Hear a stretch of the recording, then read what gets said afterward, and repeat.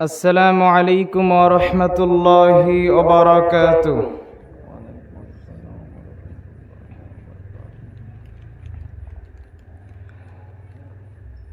إن الحمد لله الأكرم الذي خلق الإنسان وكرم وعلمه من البيان ما لم يعلم،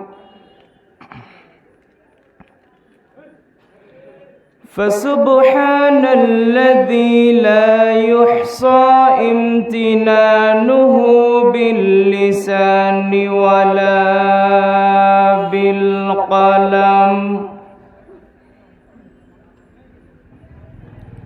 نشهد أن لا إله إلا الله وحده لا شريك له، ونشهد أن سيدنا وحبيبنا ومولانا محمدا عبده ورسوله الذي أرسله بالحق بشيرا ونذيرا وداعيا إلى الله بإذنه وسراجا وقمرا منيرا. فقد قال الله تعالى في كلامه المجيد وفرقانه الحميد: أعوذ بالله من الشيطان الرجيم. بسم الله الرحمن الرحيم.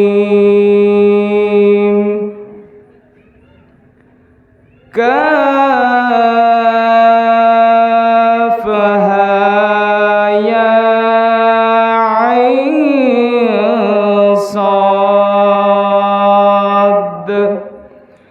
ذكر رحمة ربك عبده زكريا إذ نادى ربه نداء خفيا قال رب إني وهن العظم مني واشتعل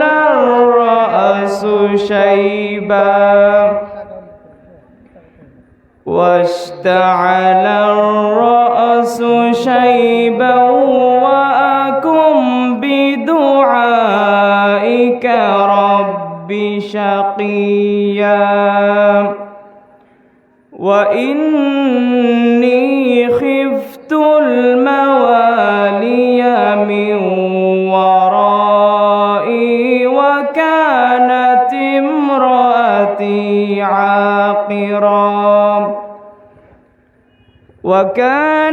امرأتي عاقرا فهب لي من لدنك وليا يرثني ويرث من آل يعقوب واجعله ربي رضيا. يا زكريا إني نبشرك بغلام اسمه يحيى لم نجعل له من قبل سميا. عن أبي هريرة رضي الله تعالى عنه قال قال رسول الله صلى الله عليه وسلم يا معشر الشباب من استطاع منكم الباءة فليتزوج فإنه أغض للبصر وأحسن للفرج فإن لم يستطع فعليه بالصوم فإنه له وجاء رواه البخاري ومسلم. وعن أبي هريرة رضي الله تعالى عنه قال قال رسول الله صلى الله عليه وسلم تنكح المرأة لأربعين لمالها ولحسبها ولزملها ولدينها فاظفر بذات الدين رواه البخاري ومسلم. وعن أبي هريرة رضي الله تعالى عنه قال قال رسول الله صلى الله عليه وسلم لا تنكح الأيم حتى تستأمر ولا تنكح البكر حتى تستأذن قالوا كيف إذنها قال أن تسقط رواه البخاري ومسلم. প্রশংসা আল্লাহ তাআলার, যার অশেষ মেহেরবানিতে আমরা আজকে এই চমৎকার রজনীতে একত্র হতে পেরেছি। আমরা সকলে বলি আলহামদুলিল্লাহ। শান্তি ও রহমতের ধারা বর্ষিত হোক সর্বকালের সর্বশ্রেষ্ঠ মহামানবের ওপর, যার আদর্শ অনুযায়ী আমাদের জীবন পরিচালনা করা আমাদের প্রত্যেকের দায়িত্ব ও কর্তব্য। আহমদে মুস্তফা মুহাম্মদে মুস্তফা, আমরা সকলে বলি সাল্লাল্লাহু আলাইহি ওয়াসাল্লাম। আজকের এই মহতি জালসার মাননীয় সভাপতি উপস্থিত আছে, প্রধান অতিথি, বিশেষ অতিথি, আলোচক বৃন্দ, শ্রোতামণ্ডলী, সকলকে জানাই আন্তরিক শুভেচ্ছা ও অভিনন্দন। আজ এই চমৎকার রজনীতে আমি আপনাদের সামনে আলোচনা করব আদর্শ পরিবার বিষয়ে। আদর্শ পরিবার সম্পর্কে আলোচনা করতে গিয়ে আমার প্রথম আলোচনা হবে ইসলামে পরিবারের গুরুত্ব, অতঃপর বিবাহের গুরুত্ব, বিবাহের শর্ত, বিবাহের ব্যাপারে যে আমাদের সমাজে যেসব ভুল সংস্কৃতিগুলো রয়েছে সেগুলো পর্যায়ক্রমে এই কয়েকটি পয়েন্টের আলোকে আলোকপাত করার চেষ্টা করব ইনশাআল্লাহ। আমার মনে হচ্ছে কথাটা ওখানে পরে আসছে, আমার সমস্যা হচ্ছে। প্রথমেই আপনাদের বলি, যারা আপনারা যেখানে রয়েছেন আপনাদের চলাচল গতি বন্ধ করে, কাজকর্ম বন্ধ করে সামিয়ানার নিচে এসে বসে আলোচনা শোনার চেষ্টা করুন। যারা দোকানপাটে ঘোরাফেরা করছেন, রাস্তায় ঘোরাফেরা করছেন, রাস্তায় ঘোরাফেরা না করে সামিয়ানার নিচে এসে বসে আলোচনা শোনার চেষ্টা করুন। আল্লাহ তাআলা আপনাদের তৌফিক দান করুক, আল্লাহুম্মা আমিন। ইসলামে পরিবারের গুরুত্ব অনেক। আমরা যারা এখানে উপস্থিত রয়েছি, যারা উপস্থিত নেই, আমরা প্রত্যেকেই কারো না কারো পরিবারের অন্তর্ভুক্ত। যেমন আমি আমার পিতার পরিবারের অন্তর্ভুক্ত, আপনি আপনার পিতার পরিবারের অন্তর্ভুক্ত, আপনার পিতা আপনার দাদার পরিবারের অন্তর্ভুক্ত। তা আমরা প্রত্যেকেই কারো না কারো পরিবারের অন্তর্ভুক্ত। পৃথিবীর সূচনা হয়েছে পরিবারের মাধ্যমে। আবার এই পরিবার যখন কিয়ামতের ঠিক পূর্ব মুহূর্তে হুমকির মুখে দাঁড়াবে, তখন পৃথিবী ধ্বংস হয়ে যাবে। এটাই পরিবারের গুরুত্ব। আল্লাহ তাআলা পরিবারের গুরুত্ব দেখাতে গিয়ে বলছেন, ইয়া আইয়ুহাল্লাযীনা আমানু কু আনফুসাকুম ওয়া আহলিকুম নারা। হে ঈমানদারগণ, তোমরা নিজেরা জাহান্নাম থেকে বাঁচো এবং তোমাদের পরিবারের সদস্যদেরকে জাহান্নাম থেকে বাঁচাও। রাসূল সাল্লাল্লাহু আলাইহি ওয়াসাল্লাম বলেন, কুল্লুকুম রাইন, তোমাদের প্রত্যেকটা ব্যক্তি দায়িত্বশীল, ওয়া কুল্লুকুম মাসউলুন আন রাইয়াতিহি, এবং তোমাদের প্রত্যেকটা ব্যক্তিকে তার দায়িত্ব সম্পর্কে বিচারের মাঠে জিজ্ঞাসা করা হবে। ওয়ার রাজুলু রাইন আলা আহলিহি ওয়া হুয়া মাসউলুন আন রাইয়াতিহি, একজন পুরুষ মানুষ তার পরিবারের দায়িত্বশীল, আর বিচারের মাঠে তাকে তার পরিবারের দায়িত্ব সম্পর্কে জিজ্ঞাসিত হতে হবে। সম্মানিত উপস্থিতি, পরিবারের গুরুত্ব আপনাদের দেখাতে গিয়ে প্রথমে আপনাদের সামনে আলোচনা করতে হচ্ছে মানুষের রক্তের মূল্য। এই জায়গাতে আপনারা এই পয়েন্টটা মনে রাখবেন, আমি আপনাদের সামনে আলোচনা করছি পরিবারের গুরুত্ব দেখাতে গিয়ে মানুষের রক্তের গুরুত্ব, মানুষের রক্তের মূল্য। আল্লাহ তাআলা মানুষের রক্তের মূল্য দিচ্ছেন কত?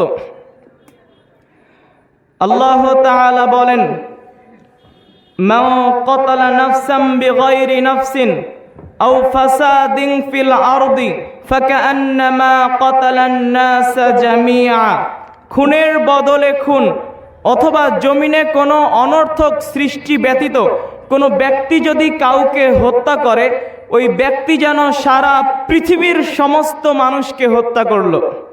এই আয়াত দ্বারা বোঝা যায় একজন ব্যক্তিকে হত্যা করলে সেই পরিমাণ গুনাহ হয় সারা পৃথিবীতে যত মানুষ রয়েছে সকল মানুষকে হত্যা করলে যেমন গুনাহ হয়। সারা পৃথিবীতে যত মানুষ রয়েছে সকল মানুষকে হত্যা করলে যত গুনাহ হয়, একজন ব্যক্তিকে হত্যা করলে ঠিক তত গুনাহ হয়। আল্লাহ তাআলা মানুষের রক্তের গুরুত্ব দেখাতে গিয়ে সূরাতুন নিসা 93 নম্বর আয়াতে বলছেন, ওয়ামাই ইয়াকতুল মুমিনান মুতাআম্মিদান ফাজাযাউহু জাহান্নাম, যেই ব্যক্তি কোনো মুমিন বান্দাকে ইচ্ছাকৃতভাবে হত্যা করবে তার শাস্তি জাহান্নাম, খালিদিনা ফিহা, সে জাহান্নামে চিরকাল থাকবে। গদিবাল্লাহু আলাইহি, তার উপরে আল্লাহ তাআলার গজব, ওয়া লানাহু, আল্লাহ তাআলার লানত, ওয়া আ'আদ্দা লাহু আযাবান আযীমা, আল্লাহ তাআলা তার জন্য ভয়াবহ শাস্তি প্রস্তুত করে রেখেছেন। এই আয়াতের দিকে যদি আমরা লক্ষ্য করি, আল্লাহ সুবহানাহু ওয়া তাআলা বলছেন যে কোনো ব্যক্তি যদি আরেকজন মুমিন বান্দাকে ইচ্ছাকৃতভাবে হত্যা করে তাহলে তার জন্য শাস্তি রয়েছে 4 ধরনের। যারা আপনার উপস্থিত রয়েছেন সকলকে বলতে হবে শাস্তি কয় ধরনের? সকলে বলেন 4 ধরনের। 1 নম্বরে আল্লাহ তাআলা বললেন সে চিরস্থায়ী জাহান্নামে থাকবে। 2 নম্বর আল্লাহ তাআলা বললেন তার জন্য আল্লাহ তাআলার গজব। 3 নম্বর আল্লাহ তাআলার লানত। 4 নম্বর তার জন্য ভয়াবহ শাস্তি প্রস্তুত করা রয়েছে। একজন মুসলিম ব্যক্তির রক্তের মূল্য কত? হাদিসটি তিরমিজিতে এসেছে। আব্দুল্লাহ ইবনে আমর রাদিয়াল্লাহু তাআলা আনহু বলেন, রাসূল সাল্লাল্লাহু আলাইহি ওয়াসাল্লাম বলেছেন, লা জাহালুদ দুনিয়া আহওয়ানু ইলাল্লাহ মিন কতলি রাজুলিন মুসলিমিন, পৃথিবী ধ্বংস হয়ে যাওয়া আল্লাহ তাআলার নিকটে অতি নগণ্য একজন মুসলিম ব্যক্তির হত্যার চেয়ে। আপনাদেরকে হয়তো আমি কথা বোঝাতে পারছি না। রাসূল সাল্লাল্লাহু আলাইহি ওয়াসাল্লাম একজন মুসলিম ব্যক্তির রক্তের মূল্য কত দিচ্ছেন, আমি কি আপনাদের বোঝাতে পারছি? আপনারা কথা বলেন। রাসূল সাল্লাল্লাহু আলাইহি ওয়াসাল্লাম বলছেন পৃথিবী ধ্বংস হয়ে যাওয়া আল্লাহ তাআলার নিকটে অতি নগণ্য একজন মুসলিম ব্যক্তির হত্যার চেয়ে। এই হাদিস দ্বারা বোঝা যায় যে পৃথিবী কত বড় হতে পারে, একটি পৃথিবীতে কত সম্পদ থাকতে পারে। রাসূল সাল্লাল্লাহু আলাইহি ওয়াসাল্লাম বলছেন এই ধন সম্পদে পরিপূর্ণ পুরো পৃথিবী কোনো ব্যক্তি যদি ধ্বংস করে দেয়, ওই ব্যক্তির যত গুনাহ হবে একজন মুসলিম ব্যক্তিকে হত্যা করলে তার চাইতে বেশি বড় গুনাহ হবে। এই জন্য যুবক ভাই, কোনো দলের কোনো সংগঠন করতে গিয়ে অথবা কোনো মিছিল মিটিং করতে গিয়ে কোনো মুসলমানকে হত্যা করিয়েন না, বিচার একদিন হবে। আজকে এই দুনিয়াতে আপনার ক্ষমতা রয়েছে, আপনার শক্তি রয়েছে, এই জন্য একজন মুসলিম ভাইকে হত্যা করে আপনি পার পেয়ে যাচ্ছেন। যেই দিন বিচারের মাঠে কোনো ব্যক্তির কোনো উপকার করতে পারবে না, যেই বিচারের মাঠে মানুষ পলায়ন করবে তার ভাই থেকে, তার পিতামাতা থেকে, তার স্ত্রী সন্তান থেকে, যেই দিন একচ্ছত্র মালিকানা থাকবে আল্লাহ তাআলার হাতে, দুনিয়াতে সেই খুনের শাস্তি না হলেও, সেই খুনের বিচার না হলেও, বিচারের মাঠে এই খুনের বিচার একদিন হবে। এই জন্য সাবধান, একজন চোর ধরা পড়েছে, এই জন্য আপনারা সকল লোক একত্রিত হয়ে চর থাপ্পড় দিয়ে সেই চোরকে আপনারা হত্যা করে দিলেন। মনে হচ্ছে এর বিচার হবে না, এরও একদিন বিচার হবে। এটা একজন মানুষের রক্তের মূল্য। আপনাকে আরেকটু সামনে নিয়ে যাই। বুখারী মুসলিম আবু বকর সিদ্দিক রাদিয়াল্লাহু তাআলা আনহু বলেন, বিদায় হজের ভাষণে রাসূল সাল্লাল্লাহু আলাইহি ওয়াসাল্লাম বলেছেন, শোনো, ইন্না দিমাআকুম, তোমাদের রক্ত, ওয়া আমওয়ালাকুম, তোমাদের সম্পদ, ওয়া আরাদাকুম, তোমাদের সম্মান, হারামুন আলাইকুম, তোমাদের ওপরে হারাম। কেমন হারাম? কাহুরমাতি ইয়াউমিকুম হাযা, আজকের এই দিন যেমন তোমাদের নিকটে সম্মানিত, ফি বালাদিকুম হাযা, আজকের এই শহর মক্কা নগরী যেমন তোমাদের নিকটে সম্মানিত, ওয়া শাহরিকুম হাযা, আজকের এই মাস যেমন তোমাদের নিকটে সম্মানিত। একজন মুসলিম ভাইয়ের রক্ত, একজন মুসলিম ভাইয়ের সম্পদ, একজন মুসলিম ভাইয়ের সম্মান তোমাদের নিকটে ঠিক তেমন সম্মানিত। কোনো মুসলমান কোনো মুসলমানকে হত্যা করতে পারে না, কোনো মুসলমান কোনো মুসলমানের সম্পদ লুটে নিতে পারে না, কোনো মুসলমান কোনো মুসলমানের সম্মান নিয়ে ছিনিমিনি খেলতে পারে না। আজকে যদি আমরা আমাদের সমাজের দিকে লক্ষ্য করতে যাই, তা আমাদের সমাজে এমন কিছু মানুষ রয়েছে যারা দেখবেন নিজের বংশীয় ক্ষমতা দিয়ে, নিজের ক্ষমতা দিয়ে, নিজের আপনার ক্ষমতা দিয়ে, বংশীয় ক্ষমতা হতে পারে, দলীয় দাপট হতে পারে, যে কোনো ক্ষমতার মাধ্যমে নিজ মুসলিম ভাইয়ের সম্পদকে লুণ্ঠন করে থাকে, নিজ মুসলিম ভাইয়ের জমিকে রেজিস্ট্রি করে থাকে অন্যায়ভাবে। আপনি যদি মনে করেন যে আমি এই অন্যের জমি নিজের নামে রেজিস্ট্রি করে নিয়ে 50 বার হজ করে জান্নাতে যাব, এটা ভুল সিদ্ধান্ত। আপনি যদি আপনার মুসলিম ভাইয়ের জমি আত্মসাৎ করেন, এরপরে যদি আপনি 50 বার হজ করে জান্নাতে যাওয়ার ইচ্ছা করেন, 50 বার হজ করে কাবা ঘরের গিলাফ ধরে টানেন, আর যদি বলেন আল্লাহ আমাকে ক্ষমা করো, আল্লাহ আমাকে ক্ষমা করো, এইভাবে আপনি যদি কাবা ঘরের গিলাফ ধরেও আল্লাহ তাআলার নিকটে ক্ষমা করেন, আপনি যে মুসলিম ভাইয়ের সম্মান নিয়ে ছিনিমিনি খেলেছেন, আপনি যে মুসলিম ভাইয়ের সম্পদ আত্মসাৎ করেছেন, আপনার বোনের জমি রেজিস্ট্রি করে নিয়েছেন, এর ক্ষমা আল্লাহ তাআলা করবেন না। এই জায়গাতে আমার আলোচনার সাথে সম্পৃক্ত বিষয়, একজন মুসলিম ব্যক্তির রক্তের মূল্য কত। যেখানে আল্লাহ তাআলা একজন মুসলিম ব্যক্তির রক্তের মূল্য এত দিয়েছেন, রাসূল সাল্লাল্লাহু আলাইহি সাল্লাম একজন মুসলিম ব্যক্তির রক্তের মূল্য এত দিয়েছেন, সেই জায়গাতে রাসূল সাল্লাল্লাহু আলাইহি সাল্লাম বলছেন মুসলিমদেরকে হত্যা করতে হবে, 3 শ্রেণীর মুসলমানদেরকে হত্যা করতে হয়। যারা উপস্থিত রয়েছেন সকলে আমার সাথে কথা বলবেন। আমি গতানুগতিকভাবে আলোচনা করব না, আমি কোরআন হাদিস শিখে এসেছি, দেখে এসেছি, আপনাদেরকে বলবো বলে আপনারা এখানে এসেছেন, কিছু বাড়িতে নিয়ে যাওয়ার চেষ্টা করবেন ইনশাআল্লাহ। রাসূল সাল্লাল্লাহু আলাইহি সাল্লাম বলছেন কয় শ্রেণীর মুসলমানকে হত্যা করতে হয়? সকলে বলেন, আবার বলেন। 3 শ্রেণীর মুসলমানদেরকে হত্যা করতে হয়। আগে হাদিস আমরা শুনে নিই, হাদিসটি বুখারী এবং মুসলিমে এসেছে। ইবনে মাসউদ রাদিয়াল্লাহু তাআলা আনহু বলেন, রাসূল সাল্লাল্লাহু আলাইহি ওয়াসাল্লাম বলেছেন, লা ইয়াহিল্লু দামু মুসলিমিন ইল্লা বিইহদা সালাসিন, কোন মুসলিমকে হত্যা করা জায়েজ নয়, তবে 3 শ্রেণীর মুসলমানকে হত্যা করতে হয়। 1 নম্বরে রাসূল সাল্লাল্লাহু আলাইহি সাল্লাম বললেন, আযানি, যেই ব্যক্তি বিবাহ করার পরে জিনায় লিপ্ত হয়েছে তাকে হত্যা করতে হবে। 2 ওয়ান নাফসু বিন নাফসি, যেই ব্যক্তি অন্য কাউকে হত্যা করেছে তাকেও হত্যা করতে হবে। 3 ওয়াত্তারিকু লিদীনিহি আল মুফারিকু লিল জামা, যেই ব্যক্তি ইসলামী জামাত থেকে বাহির হয়ে যায় তাকে হত্যা করতে হবে। রাসূল সাল্লাল্লাহু আলাইহি সাল্লাম যে বললেন তিনজন ব্যক্তিকে হত্যা করতে হবে, এর মধ্যে দুই শ্রেণীর ব্যক্তির বাঁচার পথ রয়েছে। কয় শ্রেণীর ব্যক্তির বাঁচার পথ রয়েছে? দুই শ্রেণীর।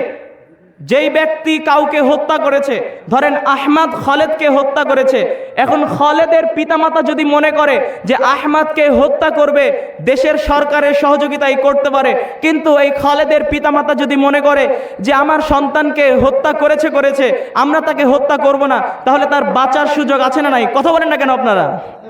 আছে। কোনো ব্যক্তি যদি ইসলাম থেকে বাহির হয়ে যায়, তাহলে ওই ব্যক্তিকে হত্যা করতে হবে। এখন ওই ব্যক্তি যদি পুনরায় ইসলামে প্রবেশ করে, তার বাঁচার সুযোগ আছে না নাই? যেই ব্যক্তি কাউকে হত্যা করেছে তার বাঁচার সুযোগ রয়েছে, যেই ব্যক্তি ইসলাম থেকে বাহির হয়ে গিয়েছে তার বাঁচার সুযোগ রয়েছে। কিন্তু যেই ব্যক্তি বিবাহ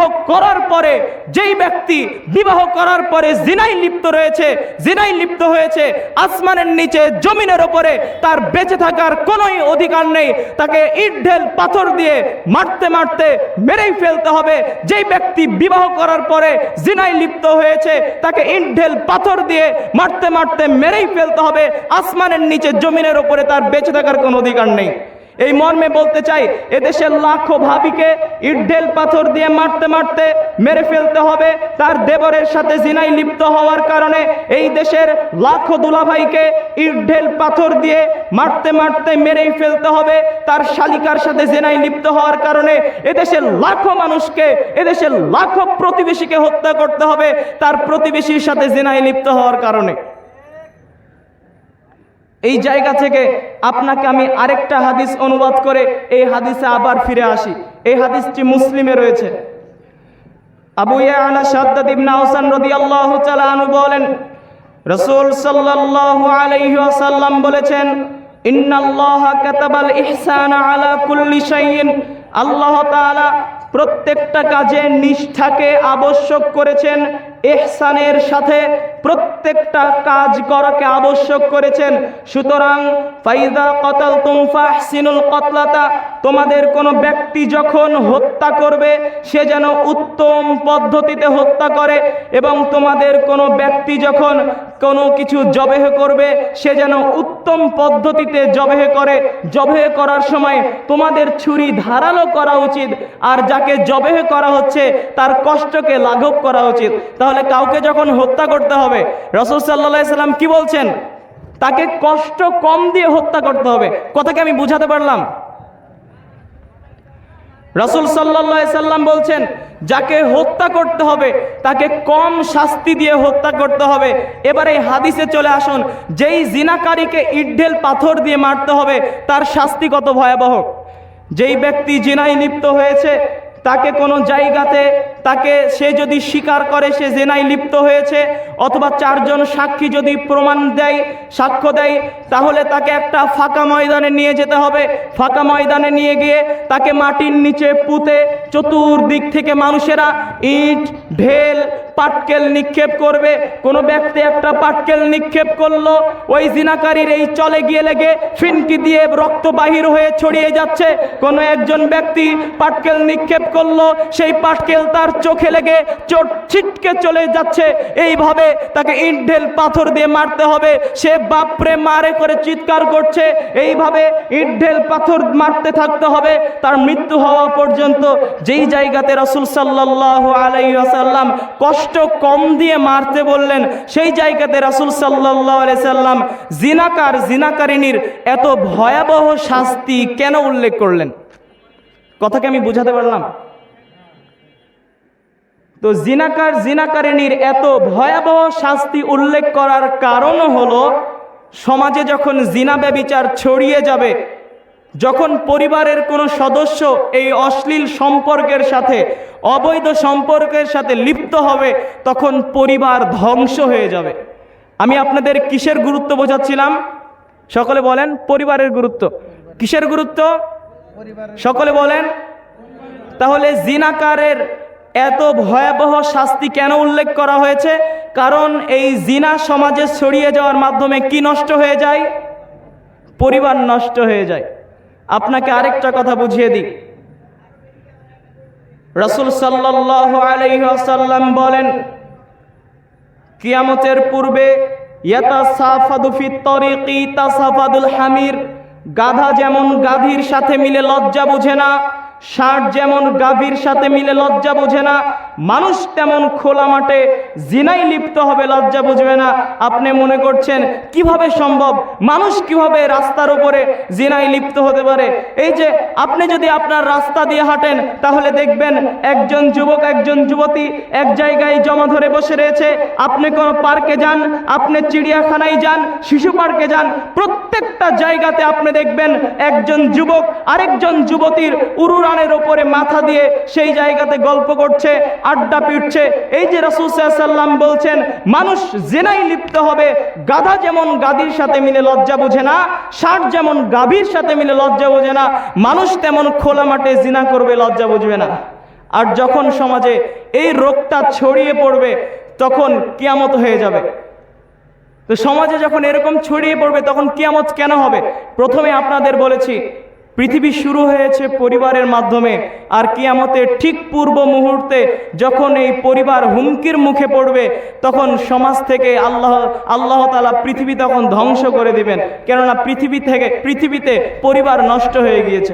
তো পরিবারের গুরুত্ব আপনাদের বুঝাতে পারলাম।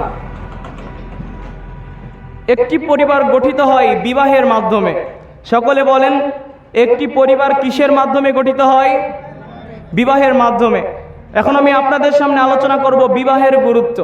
বিবাহের প্রথম গুরুত্ব, বিবাহের গুরুত্ব যদি আপনাদের দেখাতে যাই, প্রথমে আপনাদের সামনে আলোচনা করতে হচ্ছে যদি আমাদের সমাজে বিবাহকে কঠিন করে দেওয়া হয়, যুবকদেরকে যদি উপযুক্ত বয়সে বিবাহ না দেওয়া হয়, তাহলে আমাদের সমাজে কি কি সমস্যা দেখা দিতে পারে। সমাজে যদি উপযুক্ত বয়সে যুবকদেরকে বিবাহ না দেওয়া হয় তাহলে সমাজে মহামারী আসবে। সকলে বলেন কি আসবে? মহামারী আসবে। 2, সমাজে গোপন পাপ বৃদ্ধি হয়ে যাবে। 3, সমাজে জিনা ব্যভিচার ছড়িয়ে যাবে। আমি দলিল ভিত্তিকভাবে আপনাদের সামনে আলোচনা করি। আব্দুল্লাহ ইবনে যায়েদ রাদিয়াল্লাহু তাআলা আনহু বলেন রাসূল সাল্লাল্লাহু আলাইহি ওয়াসাল্লাম বলেছেন, সাহাবীরা শোনো, ইন্নী আখাফু মা খাফু আলাইকুম আয-যিনা ওয়া শাহওয়াতুল খুফিয়া। সাহাবীরা, আমি তোমাদের উপর সবচাইতে যেটা ভয় করি সেটা হলো জিনা আর গোপন প্রবৃত্তি, গোপন পাপ। এবং জিনাকে রাসূল সাল্লাল্লাহু আলাইহি সাল্লাম উম্মতের জন্য সবচেয়ে ভয়াবহতার বিষয় বলছেন। জিনার ভয়াবহতা দেখাতে গিয়ে আপনাদের সামনে একটি হাদিস না বললেই নয়।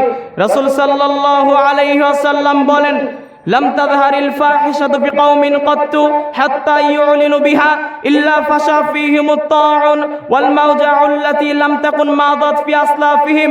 যেই জাতির মধ্যে জিনা ব্যভিচার ছড়িয়ে যাবে এবং প্রকাশ্যে জিনার ঘোষণা দেওয়া হবে, সেই জাতির মধ্যে মহামারী আসবে এবং এমন রোগ আল্লাহ তাআলা প্রেরণ করবেন যেই রোগ তাদের পূর্বে কখনো ছিল না। তো জিনার ভয়াবহতা এটাই, যখন সমাজে জিনা ব্যভিচার ছড়িয়ে যাবে সমাজে মহামারী আসবে এবং এমন এমন নতুন নতুন রোগ আসবে যে রোগ তাদের পূর্বে ছিল না। আর সমাজে জিনা ব্যভিচার তখনই ছড়িয়ে যাবে যখন উপযুক্ত বয়সে যুবকদেরকে বিবাহ দেওয়া হবে না। কথাকে আমি বোঝাতে পারছি? এরপরে রাসূল সাল্লাল্লাহু আলাইহি সাল্লাম উম্মতের জন্য সবচেয়ে বেশি ভয় করছেন গোপন পাপ। আজকে আমাদের সমাজে গোপন পাপে পরিপূর্ণ হয়ে গিয়েছে। আজকে রুমের মধ্যে একাকিত্বে গোপন পাপ হয়, টয়লেটে গিয়ে গোপন পাপ হয়, মোবাইলের মাধ্যমে আরো বেশি গোপন পাপের রাস্তা খুলে গিয়েছে। আজকে যুবকেরা মাস্টার ভিউশন, সমকামিতা, এরকম পর্নোগ্রাফি দেখা বিভিন্ন পাপের সাথে লিপ্ত হয়ে গিয়েছে। তো এই বিভিন্ন পাপের সাথে লিপ্ত হয়ে যাওয়ার কারণ কি? উপযুক্ত বয়সে যুবকদেরকে বিবাহ না দেওয়া। যুবক ভাই, আপনাকে বলছি শুনে রাখেন, আপনি যদি পর্নোগ্রাফি, মাস্টার ভিউশন, সমকামিতা ইত্যাদি পাপের সাথে যদি আপনি লিপ্ত হয়ে যান, অচিরে আপনার জীবন থেকে আপনি শান্তি হারিয়ে ফেলবেন। আপনি সবসময় উদ্বিগ্নতা, উৎকণ্ঠা অনুভব করবেন, আপনি কখনো শান্তি পাবেন না। এই জন্য এই সকল পাপের সাথে কখনো জড়ানো যাবে না। তো প্রথম গুরুত্ব এটাই যে যদি আমাদের সমাজে বিবাহকে কঠিন করে দেওয়া হয়, সমাজে বিভিন্ন রোগ ব্যাধি ছড়িয়ে যাবে, সমাজে জিনা ব্যভিচার ছড়িয়ে যাবে। বিবাহের দ্বিতীয় গুরুত্ব, রাসূল সাল্লাল্লাহু আলাইহি ওয়াসাল্লাম প্রত্যেকটা ব্যক্তিকে উপযুক্ত বয়সে তাদের সন্তানদের বিবাহ দেওয়ার কথা বলছেন। ইবনে আব্বাস রাদিয়াল্লাহু তাআলা আনহু বলেন, রাসূল সাল্লাল্লাহু আলাইহি ওয়াসাল্লাম বলেছেন, মান উলিদা লাহু ওয়ালাদুন ফালিইহসিন ইসমাহু ওয়া আদাবাহু, যেই ব্যক্তির সন্তান জন্মগ্রহণ করবে সেই ব্যক্তি যেন তার সন্তানের সুন্দর নাম রাখে এবং তাকে উত্তম শিষ্টাচার শিখিয়ে দেয়। ফাইদা বালাগা, যখন সন্তান বড় হয়ে যাবে, ফালিউজাউবিজহু, সে যেন সন্তানকে বিবাহ দেয়। ওয়া ইন বালাগা, সন্তান যদি বড় হয়ে যায়, ওয়ালাম ইউজাউবিজহু, সেই ব্যক্তি যদি সন্তানকে বিবাহ না দেয়, ওয়াইদা আসাবা আথমান, ওই সন্তান যদি কোনো পাপের সাথে লিপ্ত হয়, ফাইন্নামাল ইসমু আলা আবিহি, তাহলে সেই পাপ তার পিতার ঘাড়ে যাবে। আপনার সন্তানের বয়স যদি উপযুক্ত বয়স হয়ে যায়, বিবাহের বয়স যদি হয়ে যায়, আর আপনি যদি আপনার সন্তানকে সেই উপযুক্ত বয়সে বিবাহ না দিয়ে বাড়িতে রেখে দেন, ওই সন্তান যদি কোনো পাপের সাথে লিপ্ত হয়ে থাকে, ওই সন্তান যদি কোনো পাপ করে ফেলে, সেই পাপ আপনার ঘাড়ে আসবে। কেননা পিতা হিসেবে আপনার দায়িত্ব ছিল উপযুক্ত বয়সে আপনি সন্তানকে বিবাহ দিবেন, কিন্তু বিবাহ না দেওয়ার কারণে সন্তান পাপের সাথে লিপ্ত হয়ে গিয়েছে। যেই জায়গাতে প্রত্যেকটা পিতামাতার উচিত ছিল তার সন্তানকে উপযুক্ত বয়সে বিবাহ দিবে, সেই জায়গাতে আজকে পিতামাতারা সন্তানকে উপযুক্ত বয়সে বিবাহ না দিয়ে তাকে বাড়িতে রেখে দেয়, তাকে ব্যাচেলর রেখে দেয়, তাকে বলে যে আগে তুমি নিজের পায়ে দাঁড়াও, আগে তুমি কোনো চাকরি বাকরি করো, তারপর বিবাহ করো। প্রত্যেকটা পিতামাতার উচিত, আবার এমন অনেক পিতামাতা রয়েছে সন্তান তাকে কোনো মাধ্যমে বলে যে সে বিবাহ করতে ইচ্ছুক, তখন সেই পিতামাতা তার সন্তানকে বিবাহ না দিয়ে সেই সন্তানকে মোটরসাইকেল কিনে দেয়, সেই সন্তানকে ল্যাপটপ কিনে দেয়, মোবাইল কিনে দিয়ে আরো অশ্লীলতার দিকে ধাবিত করে, কিন্তু বিবাহ দেয় না। আজকে আমাদের সমাজে যদি কোনো ছেলের সম্পর্কে শোনা যায় সে অবৈধ সম্পর্কে লিপ্ত রয়েছে, তাহলে সেটা আমাদের নিকটে শ্রুতিমধুর, কিন্তু কোনো যুবক যদি উপযুক্ত বয়সে বিবাহ করে তাহলে সেটা আমাদের নিকটে আজকে দৃষ্টিগত। আমাদের একটি কথা মনে রাখতে হবে, যেই সমাজে বিবাহকে কঠিন করা হবে সেই সমাজে অশ্লীলতা সহজ হয়ে যাবে, যেই সমাজে বিবাহকে কঠিন করা হবে সেই সমাজে অশ্লীলতার পথ খুলে যাবে। আজকে আমাদের সমাজে আমরা বিবাহকে কঠিন করে ফেলেছি, এই জন্য আজকে আমাদের সমাজে অশ্লীলতার পথ সহজ হয়ে গিয়েছে। বিবাহের তৃতীয় গুরুত্ব, আল্লাহ সুবহানাহু ওয়া তাআলা কোরআনুল কারীমে যে আদেশগুলো করেছেন সে আদেশের বাস্তবায়ন। আল্লাহ সুবহানাহু ওয়া তাআলা বলেন, ওয়া মিন আয়াতিহি আন খালাকা লাকুম মিন আনফুসিকুম আজওয়াজান লিতাসকুনু ইলাইহা, পৃথিবীর মানুষ শুনে রেখো, আমি তোমাদের মধ্য থেকে তোমাদের জন্যই স্ত্রী নির্বাচন করেছি, সৃষ্টি করেছি, যাতে করে তোমরা সেখান থেকে শান্তি পেতে পারো। আল্লাহ সুবহানাহু ওয়া তাআলা বলেন, নিসাউকুম হারথুল লাকুম ফাতু হারথাকুম ওয়া আন্না শি'তুম, তোমাদের স্ত্রী তোমাদের ক্ষেত, তোমরা তোমাদের জমিতে আছো তোমাদের ইচ্ছা মতো। আল্লাহ সুবহানাহু ওয়া তাআলা বলেন, হুন্না লিবাসুল লাকুম ওয়া আনতুম লিবাসুল লাহুন্না, তোমাদের স্ত্রী তোমাদের পোশাক এবং তোমরা তোমাদের স্ত্রীদের পোশাক। তো এই আয়াতগুলোর বাস্তবায়ন তখনই হবে যখন আমাদের সমাজে বিবাহ হবে।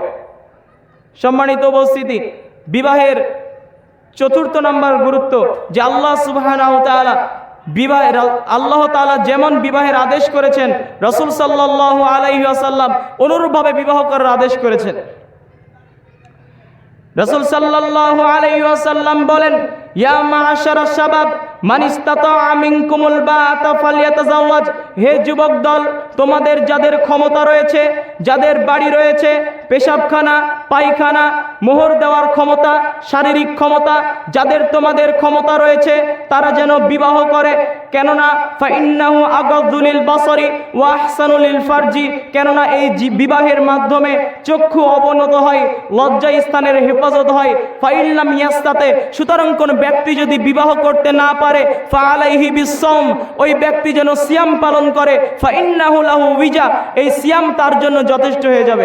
তো এই হাদিসে রাসূল সাল্লাল্লাহু আলাইহি সাল্লাম বিবাহ করার আদেশ করছেন এবং বিবাহ করার জন্য শর্ত করছেন যে কোনো যুবক বিবাহ করতে পারবে তখনই যখন সে সামর্থ্যবান হবে, যখন তার বাড়ি রয়েছে, যখন তার পেশাবখানা, পায়খানা, শারীরিক ক্ষমতা, মোহর দেওয়ার ক্ষমতা রয়েছে, তখন সেই যুবক বিবাহ করতে পারে। একটি বিস্তারিত হাদিসে রয়েছে, তিনজন ব্যক্তি রাসূল সাল্লাল্লাহু আলাইহি সাল্লামের স্ত্রীদের নিকটে আসলো। কয়জন ব্যক্তি? এসে রাসূল সাল্লাল্লাহু আলাইহি সাল্লামের স্ত্রীদের জিজ্ঞাসা করছে, আল্লাহ রাসূল সাল্লাল্লাহু আলাইহি সাল্লামের ইবাদত সম্পর্কে আমাদের বলেন। তখন তাদেরকে যখন রাসূল সাল্লাল্লাহু আলাইহি ওয়াসাল্লামের ইবাদত সম্পর্কে বলা হলো, তখন তারা রাসূল সাল্লাল্লাহু আলাইহি ওয়াসাল্লামের ইবাদতকে কম মনে করলো এবং তারা বলল, আল্লাহর রাসূল কোথায় আর আমরা কোথায়? তার আগের গুনাহ পরের গুনাহ সব মাফ করে দেওয়া হয়েছে, আমাদের তো আর মাফ করা হয়নি। সেই জন্য তিনজন ব্যক্তির একজন বলল, আমি সারা রাত্রি জেগে সালাত আদায় করব, কখনো ঘুমাবো না। আরেকজন ব্যক্তি বলল, আমি সারা বছর সিয়াম পালন করব, কখনো সিয়াম ভঙ্গ করব না। এরপরে রাসূল সাল্লাল্লাহু আলাইহি সাল্লামের ইবাদত সম্পর্কে দেখে তারা আরেকজন বলল যে আমি কখনো বিবাহই করব না। যখন ওই তিনজন ব্যক্তি বলেছে আমি সারা রাত্রি জেগে সালাত আদায় করব, কখনো ঘুমাবো না, দ্বিতীয়জন ব্যক্তি বলল আমি সারা বছর সিয়াম পালন করব, সিয়াম ভঙ্গ করব না।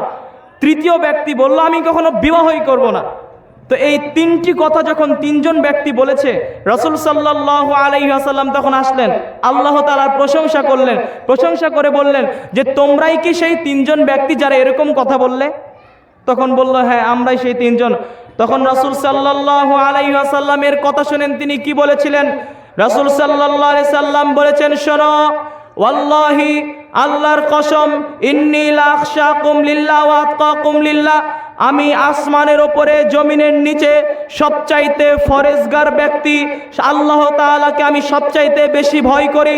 শুনে রেখো, আমি আনা উসাল্লি ওয়া আনামু, আমি রাতের বেলা সালাত আদায় করি এবং ঘুমাই, ওয়া আসুম ওয়া উফতিরু, আমি সিয়াম পালন করি এবং সিয়াম ভঙ্গ করি, ওয়া আতাজাওয়াজুন নিসাআ, আমি মহিলাদেরকে বিবাহ করেছি।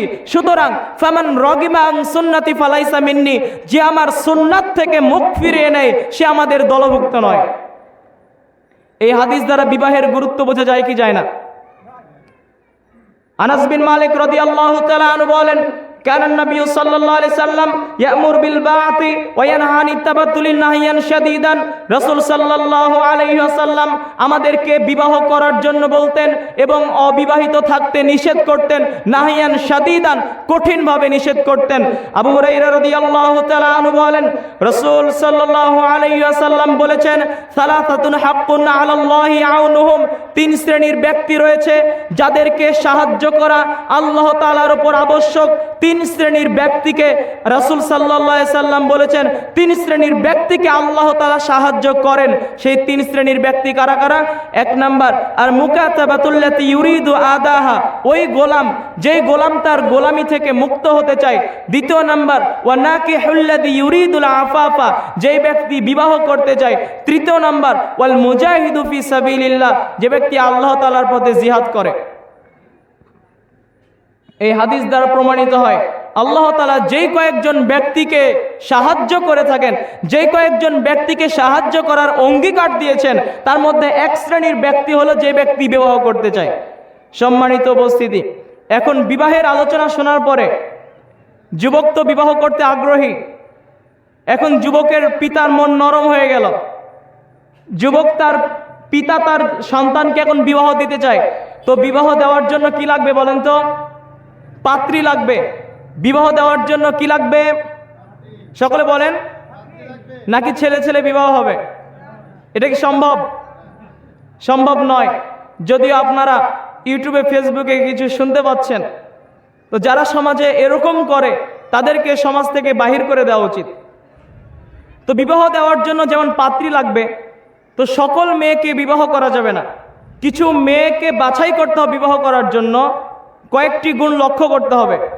সকল মেয়েকে বিবাহ করা যাবে না, কয়েকজন মেয়েকে বাছাই করতে হবে এবং তাদের মধ্যে গুণ লক্ষ্য করতে হবে যে রাসূল সাল্লাল্লাহু আলাইহি ওয়াসাল্লাম যেই গুণের কথা বলেছেন সেই গুণ তাদের মধ্যে পাওয়া যায় কিনা। এজন্য যারা যুবক ভাইরা রয়েছেন এখনো বিবাহ করেননি, সকলে মনোযোগ দিয়ে আলোচনা শোনেন যে আপনি কেমন স্ত্রীকে বাছাই করছেন।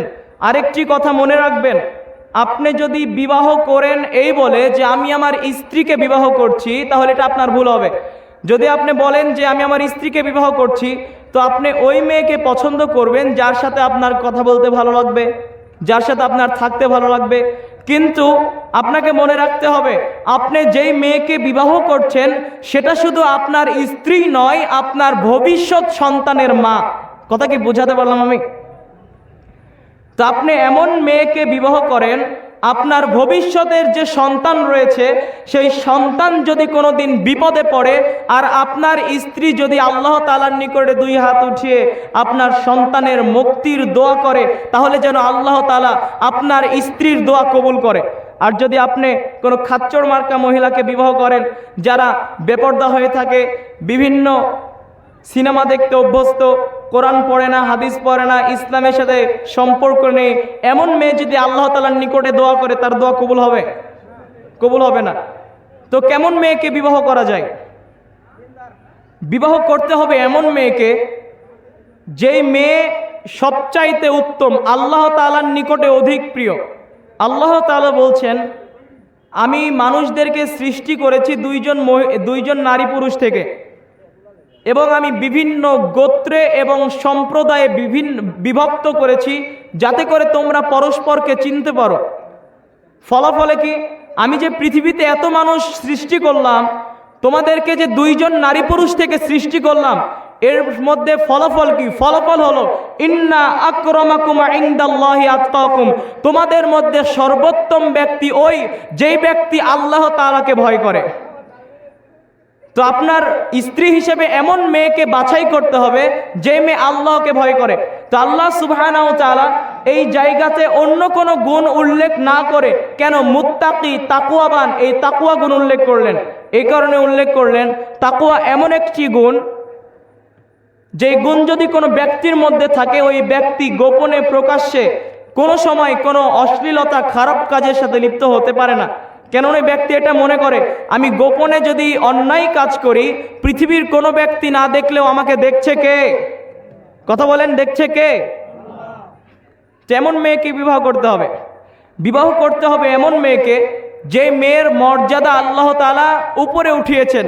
আল্লাহ সুবহানাহু ওয়া তাআলা সূরাতুল মুজাদালা 11 নম্বর আয়াতে বলছেন, ইয়ারফাইল্লাহুল্লাযীনা আমানু মিনকুম ওয়াল্লাযীনা উতুল ইলমা দারাজাত, তোমাদের মধ্যে যাকে জ্ঞান দেওয়া হয়েছে এবং যারা ঈমান এনেছে তাদের মর্যাদা আল্লাহ তাআলা সুউন্নত করেছেন। অর্থাৎ যারা জ্ঞানী মহিলা, শিক্ষিত মহিলা, তাদেরকে বিবাহ করতে হবে। কেননা আপনারা জানেন, শিক্ষিত যদি জাতি চান, শিক্ষিত কি লাগবে? শিক্ষিত একজন মায়ের ব্যবস্থা করতে হবে, শিক্ষিত একজন মা লাগবে। এবার আমরা হাদিস থেকে দেখি।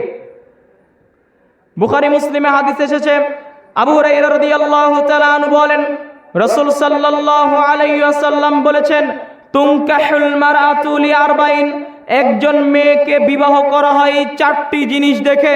একজন মেয়েকে বিবাহ করা হয় চারটি জিনিস দেখে। একজন যুবকের স্বভাব, যখনই সে বিবাহ করে, একজন মেয়ের কয়টা গুণ দেখে? চারটি গুণ দেখে। কিন্তু রাসূল সাল্লাল্লাহু আলাইহি ওয়াসাল্লাম চারটি দেখতে বলেননি। যখন কোনো পুরুষ বিবাহ করে তখন সে চারটি জিনিস দেখে, কিন্তু রাসূল সাল্লাল্লাহু আলাইহি ওয়াসাল্লাম চারটি দেখতে বলেননি। একজন যুবক মানুষ কি দেখে? লিমালিহা, মেয়েটা সম্পদশালী কিনা। 2, ওয়ালি হাসাবিহা, মেয়েটা বংশীয় কিনা।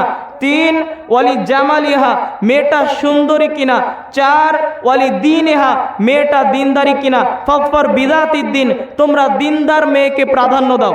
তো একজন পুরুষ মানুষ দেখে তার বংশ, তার সম্পদ, তার সৌন্দর্য, কিন্তু রাসূল সাল্লাল্লাহু আলাইহি সাল্লাম দেখতে বলেছেন কি? দিনদারিতা। সকলে বলেন, বিবাহ করতে হবে কেমন মেয়েকে? দিনদারি মেয়েকে। সকলে বলেন, দিনদার মেয়েকে বিবাহ করতে হবে। তো দিনদার মেয়েকে কেন বিবাহ করতে হবে? একটি হাদিস আপনাদের সামনে অনুবাদ করলেই বুঝতে পারবেন। হাদিসটি মুসলিমে এসেছে। আব্দুল্লাহ ইবনে আমর রাদিয়াল্লাহু তাআলা আনহু বলেন, রাসূল সাল্লাল্লাহু আলাইহি ওয়াসাল্লাম বলেছেন, ইন্নাদ দুনিয়া কুল্লাহা মাতাউন, সারা পৃথিবীতে যা কিছু রয়েছে সবই সম্পদ। ও খায়রু মাতাঈদ দুনিয়াল মারআতুস সালিহা, আর সারা পৃথিবীর মধ্যে সবচাইতে উত্তম সম্পদ হলো একজন নেককার নারী, একজন দিনদার মহিলা। সারা পৃথিবীর সবচাইতে সম্পদ, উত্তম বস্তু, সারা পৃথিবী যত দামি, একজন নেককার মহিলা সবচাইতে বেশি দামি।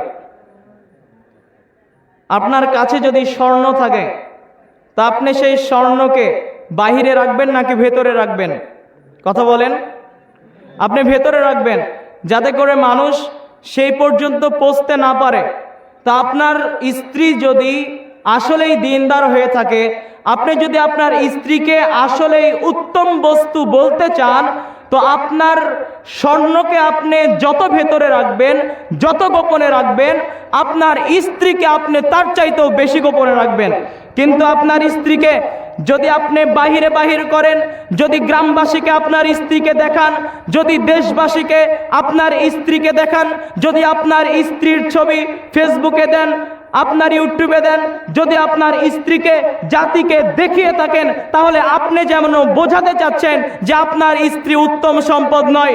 আপনার সন্তানকে, আপনার মেয়েকে যদি আপনি জাতিকে দেখিয়ে থাকেন, তাহলে আপনি যেন বোঝাতে চাচ্ছেন আপনার মেয়ে উত্তম সম্পদ নয়। সম্মানিত মা বোন, আপনি যদি নিজেই সাজগোজ করে গ্রামের মানুষকে নিজের চেহারা দেখান, জাতিকে যদি নিজের চেহারা দেখান, তাহলে আপনি নিজেই যেন বোঝাতে চাচ্ছেন যে আপনি উত্তম মহিলা নন। কেননা উত্তম মহিলা যে হবে, দামি সম্পদ যেমন সবচাইতে ভেতরে থাকে, উত্তম বস্তু একজন মহিলা তার চাইতেও বেশি গোপনে থাকবে, ভেতরে থাকবে। তো এই জন্য উত্তম মহিলা বিবাহ করতে হবে। আরো কোন কোন মেয়েকে বিবাহ করা যায়? হাদিসটি বুখারী, হাদিসটি ইবনে মাজাতে এসেছে। আবু হুরায়রা রাদিয়াল্লাহু তাআলা আনহু বলেন, কিলা লি রাসূলিল্লাহি সাল্লাল্লাহু আলাইহি ওয়াসাল্লাম, রাসূল সাল্লাল্লাহু আলাইহি ওয়াসাল্লামকে জিজ্ঞাসা করা হলো, আইয়ুন নিসাই খায়রুন, সর্ব উৎকৃষ্ট মহিলা কারা? রাসূল সাল্লাল্লাহু আলাইহি ওয়াসাল্লাম বলেছেন, সর্ব উৎকৃষ্ট মহিলা তারা আল্লাতী তাসুররুহু ইযা নাযারা, যখন তার স্বামী তার দিকে তাকায় সে তার স্বামীকে আনন্দ দেয়, ওয়া তুতিউ ইযা আমারা, যখন তার স্বামী তাকে কোনো কাজের আদেশ করে সেই মহিলা সেই কাজ বাস্তবায়ন করে, ওয়ালা তুখালিফু ফি মালিহা ওয়ালা ফি নাফসিহা, এবং ওই মহিলা কখনো স্বামীর বিরোধিতা করে না। এই হাদিসে রাসূল সাল্লাল্লাহু আলাইহি সাল্লাম একজন মহিলার তিনটি গুণ উল্লেখ করলেন, যে উত্তম মহিলা যদি হতে চাও কয়টি গুণ অবলম্বন করতে হবে? সকলে বলেন। তিনটি গুণ। এক নম্বরে রাসূল সাল্লাল্লাহু আলাইহি সাল্লাম বললেন, স্বামী যখন তার দিকে তাকাবে তখন ওই মহিলা স্বামীকে আনন্দ দিবে। তাহলে একজন মহিলা আনন্দ দিবে কাকে? তার স্বামীকে।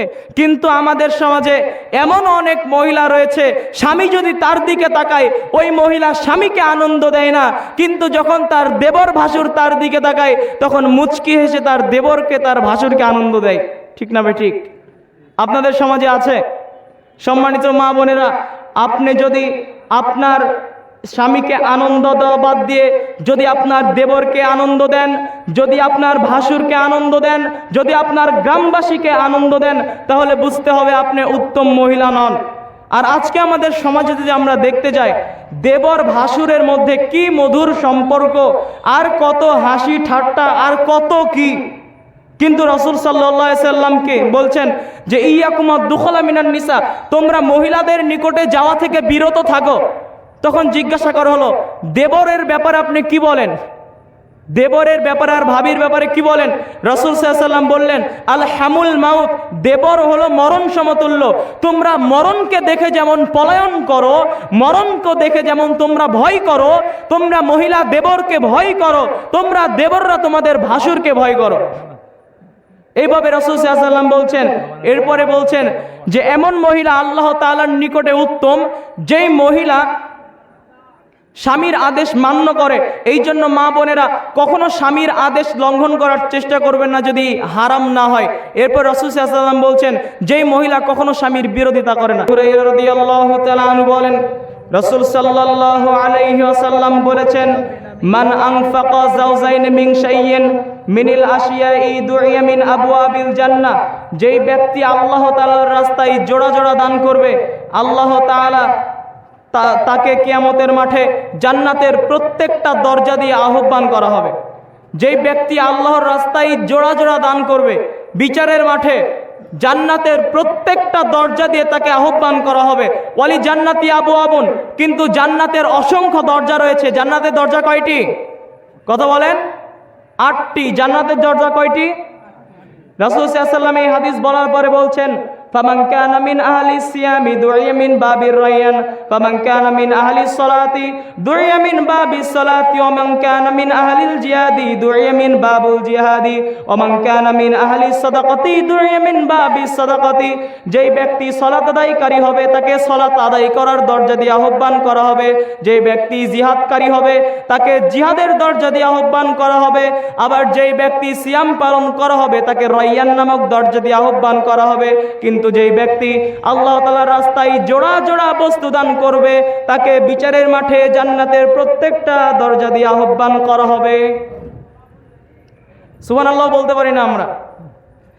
আপনি দান করেন 5 জোড়া ডিম, দান করতে পারেন 1 জোড়া গরু, 1 জোড়া খাসি, 2টা 1000 টাকার নোট, এরকম ভাবে জোড়ায় জোড়ায় দান করার চেষ্টা করবেন। আল্লাহ তাআলা বলেন, মাসালুল লাযীনা ইউনফিকুনা ফি আমওয়ালিহিম কামিসলি হাববাতিন খারদালিন মিন খিরদাতিন।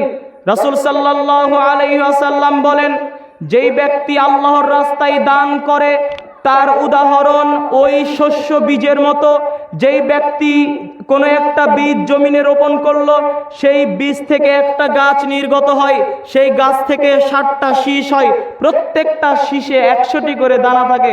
তো আল্লাহ তাআলা এইভাবে দৃষ্টান্ত দিচ্ছেন, একটা বীজ থেকে যেমন 700টি দানা হলো, অনুরূপভাবে আপনি যদি আল্লাহ তাআলার রাস্তায় দান করেন, এই দানকে আল্লাহ তাআলা বাড়াবে, বৃদ্ধি করবে, বৃদ্ধি করবে, এত বৃদ্ধি করবে যে আপনার খেজুরের আটি সমপরিমাণ দানকে আল্লাহ তাআলা বিশাল বড় পাহাড় সমপরিমাণ করে দিবে। সুবহানাল্লাহ।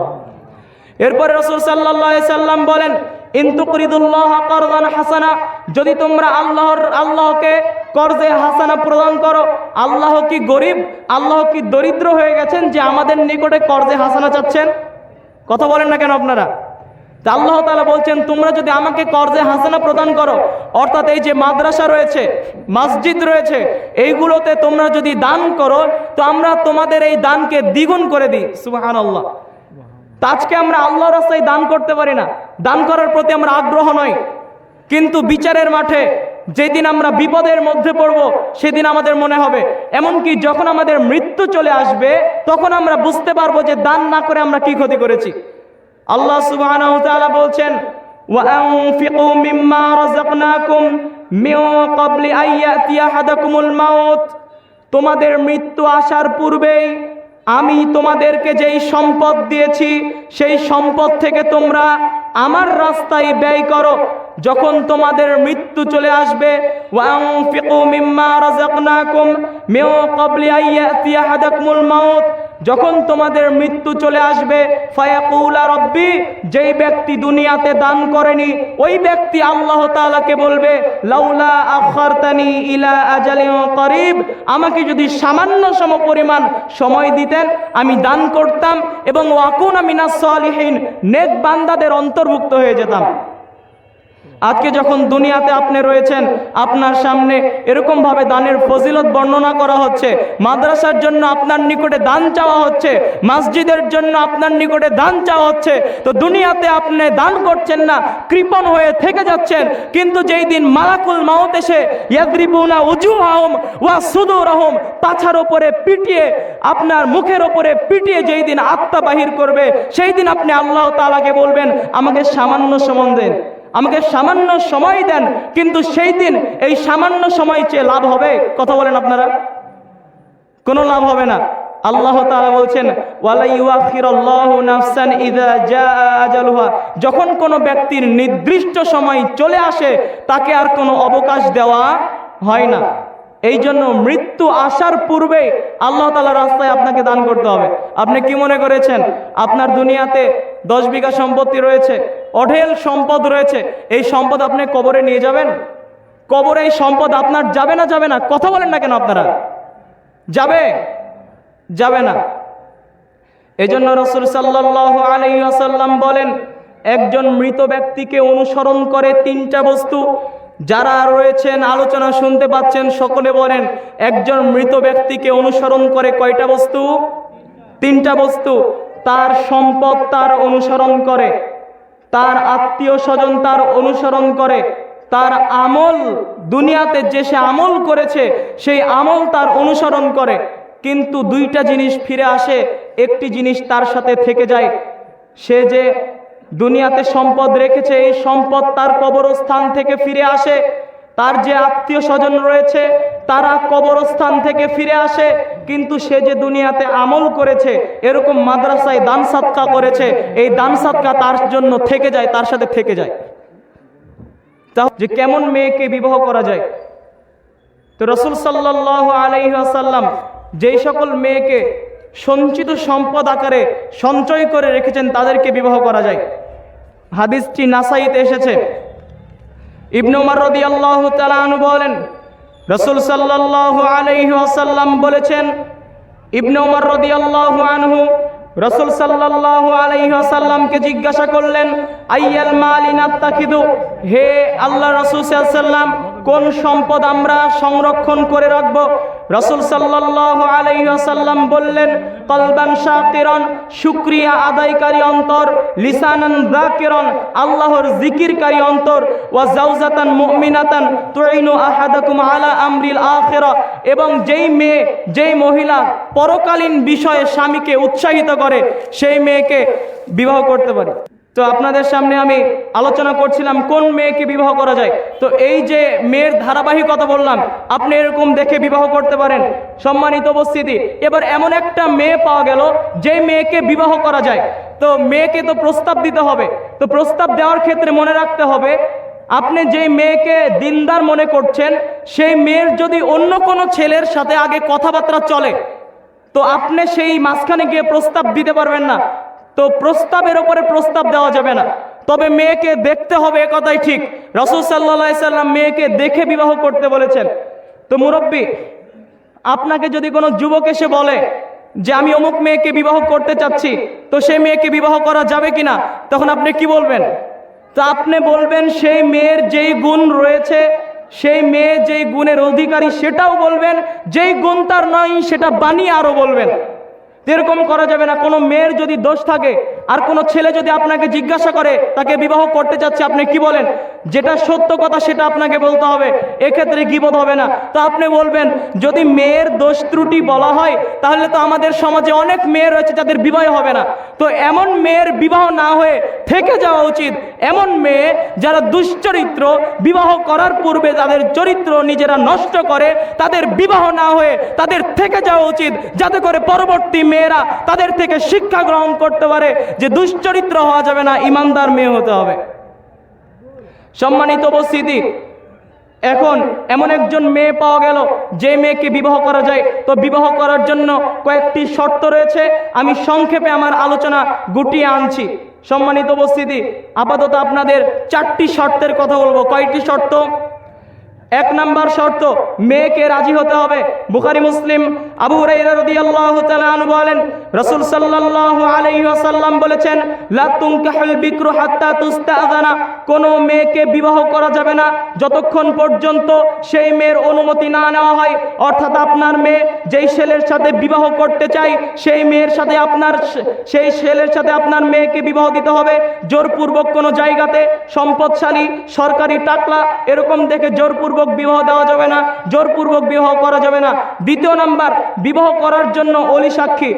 রাসূল সাল্লাল্লাহু আলাইহি সাল্লাম বলেন, লা নিকাহা ইল্লা বিওয়ালি ওয়া শাহিদাইনে, অভিভাবক ছাড়া বিবাহ হয় না আর 2 জন সাক্ষী ছাড়া বিবাহ হয় না। তাহলে বিবাহ হওয়ার জন্য সাক্ষী অভিভাবক লাগবে আর 2 জন সাক্ষী লাগবে। বিবাহ হওয়ার জন্য কয়জন সাক্ষী লাগে? কথা বলেন। আর আপনি যেই খাতায় বিবাহ করেছেন সেই খাতায় কয়জন সাক্ষীর জায়গা আছে? কথা বলেন। তো রাসূল সাল্লাল্লাহু আলাইহি সাল্লাম যে 2 জন সাক্ষীর কথা বললেন আর আপনি খাতায় 4 জন সাক্ষীর জায়গা রাখলেন, তো এই খাতা টয়লেট পেপার হিসেবে ব্যবহারের যোগ্য কিনা আপনি বলেন। রাসূল সাল্লাল্লাহু আলাইহি সাল্লাম বলেন, আইমা ইমরাতিন নাকাহাত বিগাইরি ইযনি ওয়ালিহা ফানিকাহুয়া বাতিল ফানিকাহুয়া বাতিল ফানিকাহুয়া বাতিল। কোন মেয়ে যদি তার অভিভাবকের অনুমতি ব্যতীত বিবাহ করে, পালিয়ে গিয়ে বিবাহ করে, পিতামাতার অনুমতি না নিয়ে যদি বিবাহ করে, তার বিবাহ বাতিল, তার বিবাহ বাতিল, তার বিবাহ বাতিল। যেই সকল নারী পুরুষ পালিয়ে গিয়ে বিবাহ করেছে তাদের বিবাহ বাতিল। যেই সকল নারী পুরুষ কোন কোর্টে গিয়ে বিবাহ করেছে তাদের বিবাহ বাতিল। রাসূল সাল্লাল্লাহু আলাইহি সাল্লাম বলছেন, বলেছেন, লা তুজাউবিজুল মারাতুল মারাতা ওয়ালা তুজাউবিজুল মারাতু নাফসাহা। কোনো মেয়ে নিজে নিজে বিবাহ বসতে পারে না, আবার অন্যকে বিবাহ দিতে পারে না। তো পিতামাতা রাজি নয়, এখন খালা বলছে, বেটি তোরা তো বিবাহ করতে ইচ্ছুক, আমার কাছে চলে আয়, আমি তোদের বিবাহ দিচ্ছি। এখন ওই খালা কখন কখন পুরুষ মানুষ হয়ে গিয়েছে নিজেই বুঝতে পারেনি। তো বিবাহ করার জন্য আপনার এরকম শর্ত লাগবে, এবং আরেকটি শর্ত হলো, সেটা বিবাহ করার জন্য স্ত্রীকে মোহর দেওয়ার ক্ষমতা লাগবে। কি লাগবে বলেন তো? স্ত্রীকে মোহর দেওয়ার ক্ষমতা। মোহর সম্পর্কে বিস্তারিত আলোচনা রয়েছে, যা করার ইচ্ছা যদিও ছিল, সময় সংক্ষেপ। মোহর সম্পর্কে একটু আলোচনা করব, পরে আমি আপনাদের সামনে আলোচনা করি। বিবাহের ব্যাপারে আমাদের সমাজে যেই জাহিলিয়াতগুলো প্রচলিত রয়েছে, যেদিন আপনার বিবাহ হবে, বিবাহের কয়েকদিন আগে থেকে আপনি নিজের বাড়িতে বক্স বাজাচ্ছেন। আপনি কি মনে করেন মুসলিম হিসেবে আপনার বিয়েতে আপনি বক্স বাজাবেন? এটা করা যাবে না, যাবে না, যাবে না। রাসূল সাল্লাল্লাহু আলাইহি সাল্লামের আদর্শ দেখুন। যখন রাসূল সাল্লাল্লাহু আলাইহি সাল্লাম গান বাজনার শব্দ শুনতেন, কানের মধ্যে আঙ্গুল ঢুকিয়ে রাস্তা থেকে সরে যেতেন। সাহাবা একরাম রাদিয়াল্লাহু আনহুম যখন গান বাজনার শব্দ শুনতেন, কানের মধ্যে আঙ্গুল ঢুকিয়ে রাস্তা থেকে সরে যেতেন। যেই রাসূলের আদর্শ, গান বাজনার শব্দ শুনে কানে আঙ্গুল ঢুকিয়ে রাস্তা থেকে সরে যাওয়া। যেই সাহাবীদের আদর্শ, গান বাজনার শব্দ শুনে কানে আঙ্গুল ঢুকিয়ে রাস্তা থেকে সরে যাওয়া। সেই রাসূলের উম্মত হয়ে, সেই সাহাবীদের অনুসারী হয়ে আপনি কি করে গান বাজনার শব্দ শুনে কানে আঙ্গুল ঢুকে রাস্তা থেকে সরে না গিয়ে কানের মধ্যে ইয়ারফোন ঢুকিয়ে আপনি গান বাজনা শুনতে পারেন? আপনি কি করে নিজের বিবাহের বাড়িতে গান বাজনা বাজাতে পারেন? আর ওই যে 3 নম্বর শ্রেণীর 3% যুবকগুলো সারা রাত্রি যে ওই জায়গাতে লাফালাফি করছে।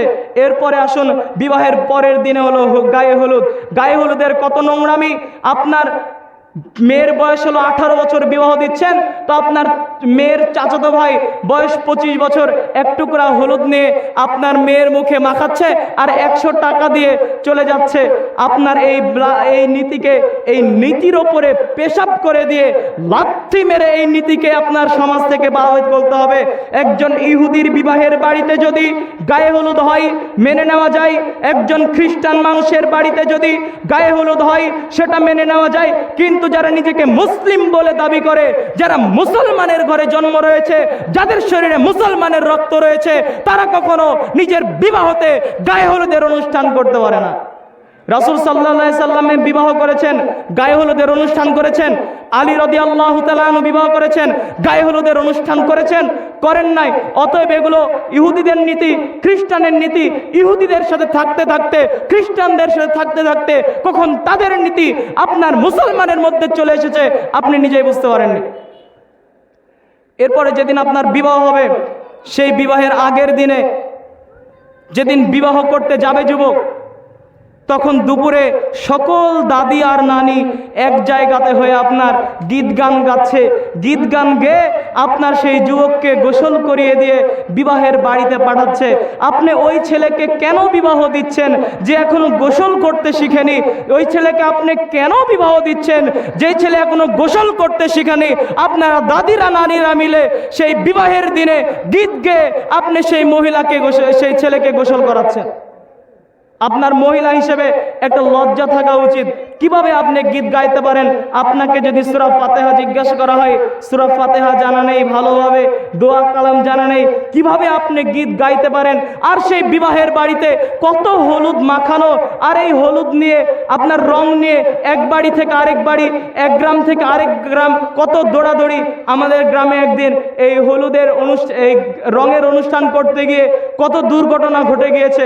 সংক্ষেপে আপনাদের বলতে চাই, এই সকল নোংরা নীতি, এই সকল বিজাতীয় নীতিকে আপনার বিবাহের বাড়ি থেকে তুলে দিতে হবে। আপনি আপনার হুজুরকে সহজ পেয়ে মনে করেছেন এই নীতিগুলো আপনি পালন করবেন। আমাকে যদি আপনার বিবাহ পড়ানোর জন্য দাওয়াত দেন, আর আমি যদি আপনার বিবাহ পড়াতে এসে দেখি আপনার বিবাহের বাড়িতে এই রং মাখানো আছে, নাচ গান রয়েছে, আপনার ওই গোসল করাচ্ছে গীত গেয়ে, এগুলো দেখি, তাহলে আমি ফিরে চলে যাব, আপনার বিবাহ আমি পড়াবো না। আর কত নোংরা নীতি!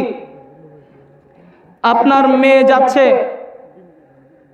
বরপক্ষের বাড়ি থেকে, একদল মেয়ে হলুদ শাড়ি পরে সুন্দর করে সেজে হলুদের বাক্স নিয়ে যাচ্ছে আপনার কোনে পক্ষের বাড়িতে, কোনে পক্ষের পক্ষ থেকে হলুদ মেখে ওই আপনার রঙিন শাড়ি পরে বরপক্ষের বাড়িতে আসছে। এরকম আপনাদের এদিকে হয় না? হয় না? তা আপনি কেমন পিতা, আপনি কেমন মাতা, নিজ সন্তানকে আপনি কিভাবে ওই হলুদ শাড়ি পরিয়ে বেপরোয়াভাবে আপনি মেয়ে পক্ষের বাড়িতে পাঠাতে পারেন? আপনি কিভাবে মেয়ে পক্ষের বাড়ি থেকে কোনে পক্ষে আপনার বর পক্ষের বাড়িতে আপনি হলুদ নিয়ে আসতে পারেন? এই সকল নীতিগুলো, এই নীতির ওপরে পেশাব করে দিয়ে লাথি মেরে মুসলিম সমাজ থেকে এই নীতিগুলোকে বাহির করবে। আর আপনি যদি নিজের বিবাহকে ইসলাম অনুযায়ী পরিচালনা করতে চান, এই সকল নীতি বাদ দিতে হবে। সম্মানিত উপস্থিতি, এই জায়গাতে আমি সংক্ষিপ্তভাবে মোহরের কিছু কথা বলে আমার সময় শেষ হয়ে গিয়েছে, আমি আলোচনা শেষ করব ইনশাআল্লাহ। মোহর দিতে হবে। আপনি যদি আপনার স্ত্রীকে মোহর প্রদান না করে বিবাহ না করেন, তাহলে আপনার সেই বিবাহ হবে না। আপনি জিনাকারদের কাতারে থাকবেন, বিচারের মাঠে এই ভার আপনার কাঁধে থাকবে যদি আপনার স্ত্রীকে মোহর না দেন। তবে মোহর অল্প হওয়া উচিত। আরও মোহরের ক্ষেত্রে আপনার যেগুলো কুসংস্কার রয়েছে, যে 10 লক্ষ, 10,000, 1 টাকা, আপনি 1 টাকাকে কেন মোহর রাখলেন? এই 1 টাকার মধ্যে কি রয়েছে? এই সকল যত কুসংস্কার রয়েছে, এই কুসংস্কারকে বাদ দিতে হবে, মোহর দিতে হবে, কোনো যৌতুক নেওয়া যাবে না। সংক্ষিপ্ত সময়ে আপনাদের সামনে আমি যে আলোচনা করলাম তার সারাংশ, মুসলিম পরিবারের গুরুত্ব। 2 নম্বর, বিবাহের গুরুত্ব। বিবাহের গুরুত্ব দেখাতে গিয়ে বলেছি, বিবাহ যদি সমাজ থেকে উঠে যায় তাহলে সমাজের মধ্যে বিভিন্ন রোগ দেখা দিবে এবং মহামারী দেখা দিবে, এরপরে গোপন পাপ দেখা দিবে। তো বিবাহ করার জন্য কি শর্ত রয়েছে? উত্তম মেয়ে বাছাই করতে হবে এবং এই বিবাহের বাড়িতে যত বিজাতীয় কৃষ্টি কালচার রয়েছে এগুলোকে বর্জন করতে হবে। এরপরে আরও বিস্তারিত আলোচনা ছিল মোহর বিষয়ে, পরবর্তীতে সন্তান লালন পালন করা বিষয়ে বিস্তারিত আলোচনা ছিল, যা সময় সাপেক্ষ হলো না। যদি আল্লাহ তাআলা কোনো দিন সময় করে দেন তাহলে হয়তোবা আলোচনা হবে। আপনারা আমার জন্য দোয়া করবেন। আপনি যে আলোচনা করলাম, আলোচনার মধ্যে যদি কোনো ভুল হয়ে থাকে আপনারা আমাকে ক্ষমা করে দিবেন। কাউকে যদি কোনো কষ্ট দিয়ে থাকি আমাকে ক্ষমা করে দিবেন। আমার জন্য দোয়া করবেন এবং আমার প্রতিষ্ঠানের জন্য দোয়া করবেন। আল জামিয়া আস সালাফিয়া, ডাঙ্গিপাড়া, পবা, রাজশাহী। এই জামিয়া সালাফিয়ার 4টি শাখা রয়েছে: জামিয়া সালাফিয়া ডাঙ্গিপাড়া, পবা, রাজশাহী; জামিয়া সালাফিয়া রূপগঞ্জ, নারায়ণগঞ্জ, ঢাকা; জামিয়া সালাফিয়া টেগরা, বিরল, দিনাজপুর; জামিয়া সালাফিয়া বরিশাল। আর অন্যান্য সেক্টর রয়েছে। প্রত্যেকটি প্রতিষ্ঠান মোটামুটি 40-50 বিঘা, 100 বিঘা জমির উপরে। সকলে প্রতিষ্ঠানের জন্য দোয়া করবেন, উস্তাদজির জন্য দোয়া করবেন, আমার জন্য দোয়া করবেন। আমিও আপনাদের জন্য দোয়া করি। আল্লাহ, তুমি আমাদের সকলকে কথাগুলি বুঝে আমল করার তৌফিক দান করো। আল্লাহুম্মা আমিন। আল্লাহ, আমরা এই আলোচনা থেকে যেন কিছু শিক্ষা গ্রহণ করতে পারি, তুমি সেই তৌফিক দান করো। আমরা বলি আল্লাহুম্মা আমিন। এই কথা বলেই আমি আমার সংক্ষিপ্ত আলোচনা এখানেই শেষ করছি। আল্লাহুম্মা সাল্লি ওয়া সাল্লিম আলা নবিয়িনা মুহাম্মদ ওয়া আলা আলিহি ওয়া সাহবিহি আজমাইন। আসসালামু আলাইকুম ওয়া রাহমাতুল্লাহি ওয়া বারাকাতুহু।